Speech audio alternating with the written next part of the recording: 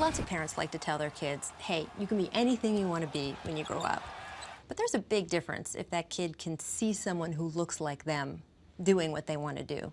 What difference do you think it's going to make to young Asian American kids out there that they can see you succeeding? Hopefully it's inspirational. I know what it's like to just be in awe of, somebody just, wow, look at what they're doing, and you're following their footsteps, everything they do, and you want to be just like them. And so I want to make sure to use it the right way. What's the worst thing people have been yelling at you from the stands throughout your career?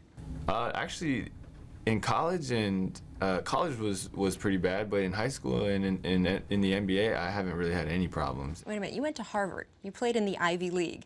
You're telling me that college was where you heard the worst stuff from fans than anywhere else? You'd expect these to be more educated fans. Yeah, but, sometimes, it's college, and people, will go to the games, and they'll have whatever, six-man club, and their job is getting the opponent's heads, and so they'll do whatever it takes. You have a very good college career, but you didn't get drafted. Describe what's going through your head as the draft ticks by and you realize this is not happening. I was very disappointed, discouraged. You used the word discouraged. Your friend Brian, who's known you since 4th grade, used the word offended. He said you were offended that teams didn't take you in the draft. That might be more accurate, but definitely offended, frustrated, and yeah, I think that's accurate. How did so many people miss on you? What is your explanation? I'm not really sure. I think for, in general, it's like I'm undrafted, I'm out of Harvard, Asian American. That was kind of the perception that everyone had of me, and that was the perception I had of myself. And, when everyone thinks that, then it's hard to break that. With Lynn's style and with Mike D'Antoni's thing, he's going to commit some turnovers, but this is way too many. Nothing teaches you like actually playing games.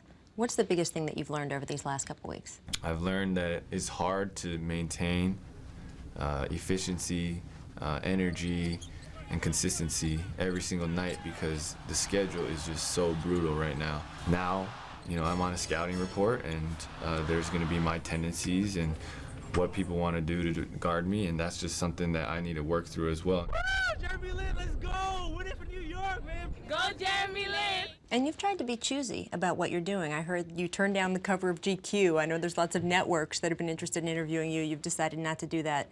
Why do you think it's so important for you to limit who you sit down and talk to? Well, I think right now it's young, and you can fall as fast as you rise, and that's just the reality of the situation, and I just want to make sure that I'm not doing a disservice to my team by milking all the attention and trying to be on the cover of everything, because at the end of the day, that's not what I love. I love playing basketball. That's my passion, and I want to stay focused on that. For much more on Jeremy Lin, why the pressure's on Carmelo Anthony, and a little something they're calling Pinsanity in New York, log on now to ESPNNewYork.com.